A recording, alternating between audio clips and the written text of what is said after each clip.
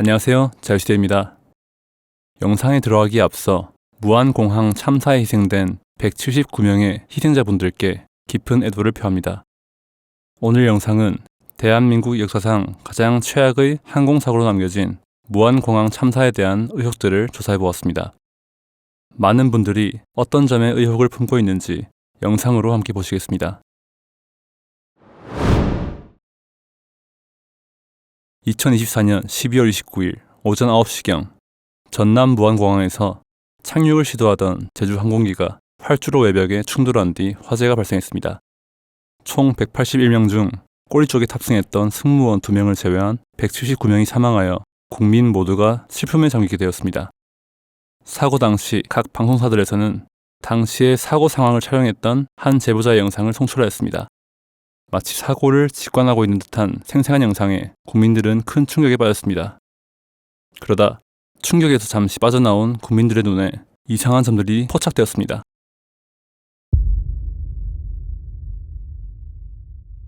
로컬라이저는 계기 착륙 시스템 구성 요소 중 하나로 활주로의 수평적인 유도를 담당하는 장비입니다.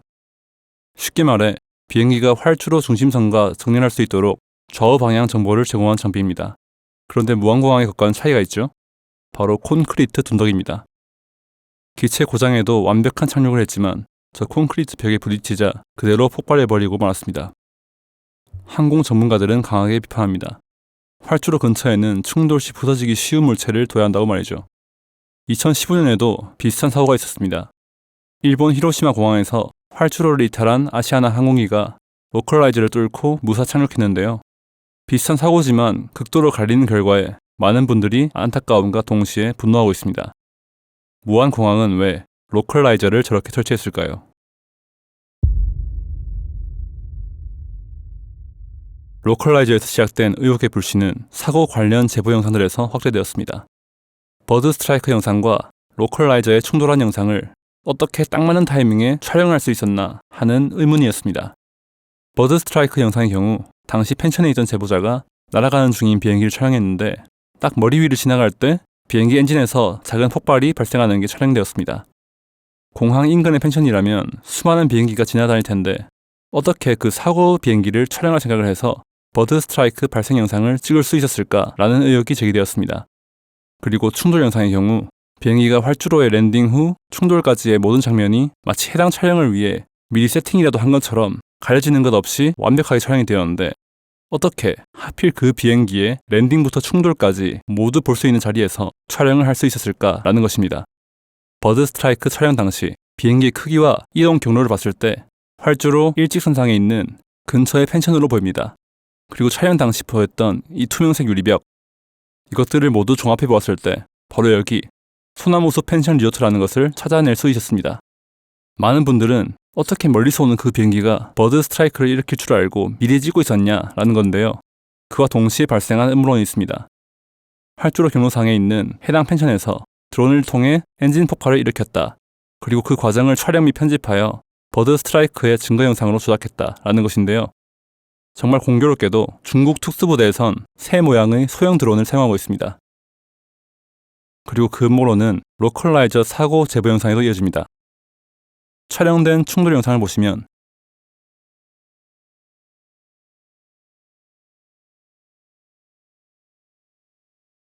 자, 바로 이 부분. 무안갯벌 어쩌고 써있는 간판이 보이실 겁니다.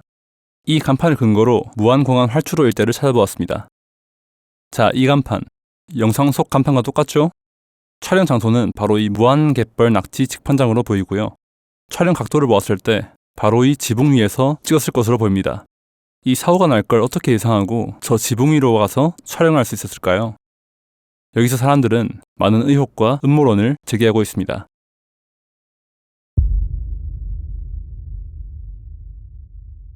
그렇게 의혹이 커지던 중에 MBC에서 짧은 방송 사고가 나게 됩니다.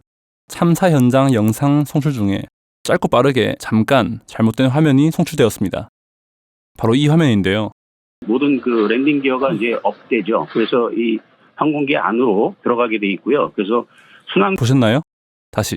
항공기 안으로 들어가게 돼 있고요. 그래서 자, 바로 이 부분.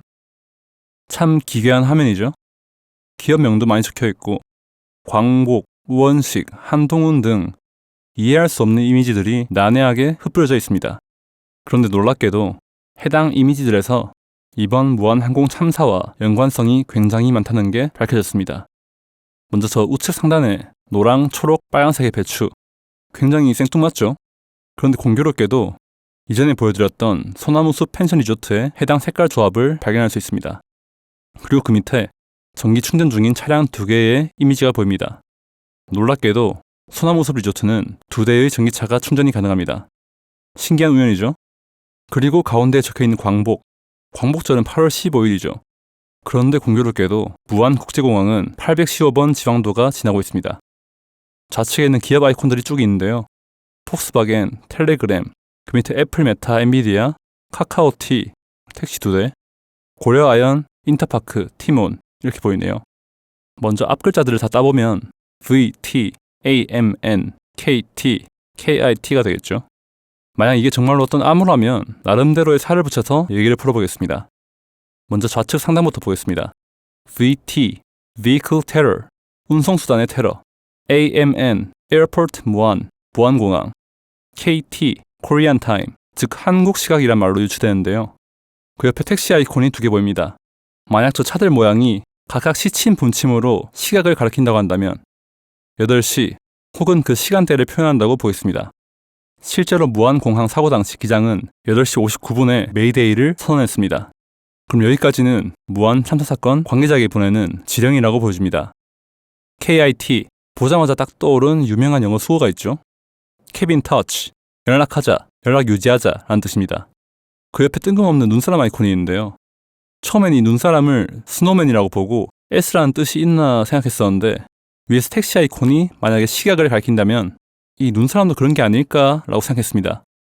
눈사람이 양쪽 팔을 들고 있는데 대략 10시 10분 정도 가리킨 것 같습니다.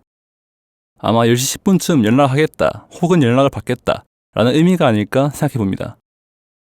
그리고 우측 상단의 아이콘들에 대해서 풀어보자면 소나무숲 펜션 리조트의 요원은 충전 중인 빨간색 전기차를 타고 815번 지방도를 따라 나가서 특정 요원을 만나서 우한으로 들어와라 뭐 이런 지령이 아닐까 하고 유추해봅니다.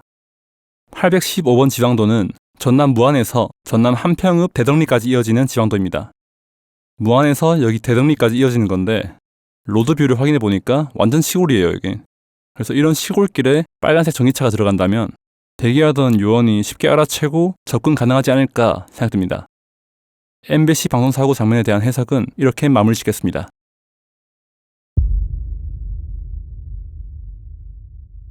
무안공항 참사는 2024년 12월 29일 일요일이죠. 증권 영업일 기준 마지막 날인 27일 금요일에 제주항공 주식 대량 매도가 발생합니다.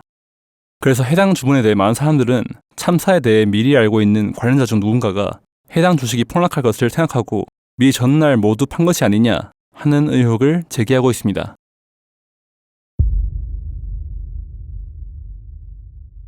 무안공항은 그동안 국내선 전용으로 이용되었습니다. 대형 항공기의 안전한 이착륙의 미비, 조류 서식 등 위험 요소가 많으며 주변 인프라의 부족으로 국제선은 운항이 되지 않았었는데요. 그런데 위 문제들을 해결하지 않은 채 사건 발생 약 3주 전인 12월 4일 무안공항 개항 17년 만에 국제선을 운항하게 됩니다. 갑자기 어떠한 이유로 국제선을 운항하게 되었는지 이 부분에 관해서도 많은 의문점들이 남아있습니다.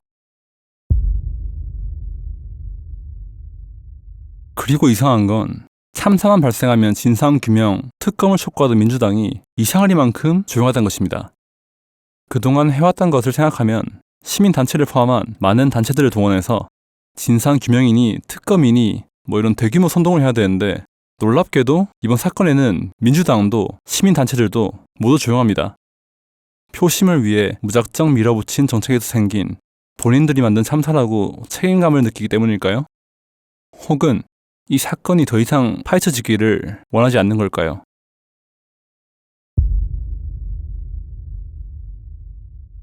비행기도 차량처럼 항시 블랙박스가 가동이 되어 있는데요. 이상하게도 관제탑에서 조류 경고를 하고 1분 뒤 블랙박스가 먹통이 되었다고 합니다. 그래서 가장 중요한 충돌로부터 그 직전인 4분간의 기록이 하나도 없습니다. 전문가들은 굉장히 이례적인 상황이라고 보고 있는데요. 블랙박스는 사고가 날 것을 대비해서 항공 시스템과 별개로 가동이 되기에 사고로 인해서 고장이 나진 않았을 것으로 보이는데요. 어떻게 하필 이런 중요한 사고에서 블랙박스가 오류를 일으켰을까요?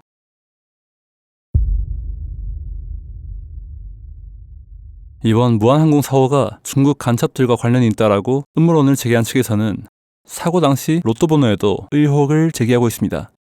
로또는 매주 토요일마다 MBC에서 생방송을 하는데요. 많은 분들이 녹화방송이다 혹은 조작방송이다 라고 의문을 품고 있습니다. 로또를 진행하는 동행복권은 제주반도체가 지분 44.6%로 최대 주주로 있습니다. 제주반도체 개명전 회사명은 EMLSI인데요.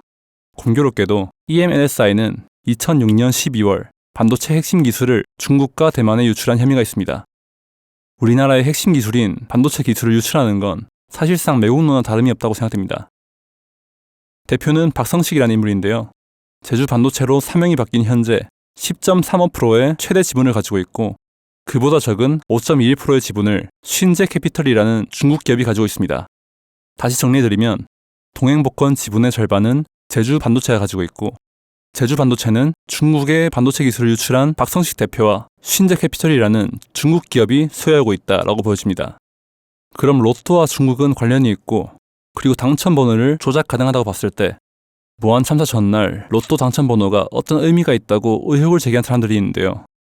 참사 전날인 2024년 12월 28일 1152회차 당첨번호는 30, 31, 32, 35, 36, 37입니다. 사람들은 당첨번호의 앞자리가 모두 숫자 3이라는 것에 주목하고 있습니다.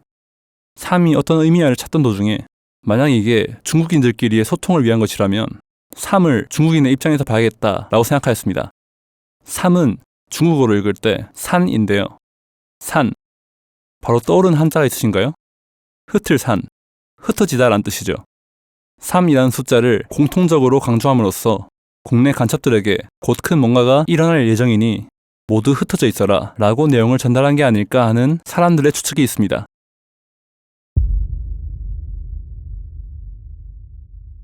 (1월 22일) 무안공항 개량 당시 공항공사 사장이 숨진 채 발견되었습니다. 로컬라이저 관련 책임자로 알려졌는데요. 저는 이런 기사들을 보면서 느끼는 게 왜 항상 큰 사건, 사고가 일어났을 때 그게 민주당에 불리하게 작용한다면 관계자가 숨진 채 발견이 되는 건지 참 의문스러우면서도 두렵습니다. 영상 정리하겠습니다.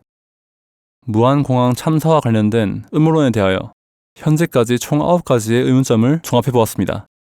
한두 가지야 그러려니 하고 넘길 수 있지만 이렇게 다 모아놓고 보니 우리가 모르는 뭔가가 있을 수도 있지 않을까 하는 의혹이 생기기도 합니다.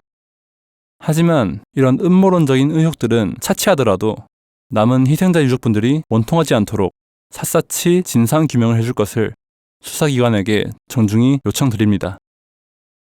오늘 영상은 이만 마치겠습니다. 감사합니다.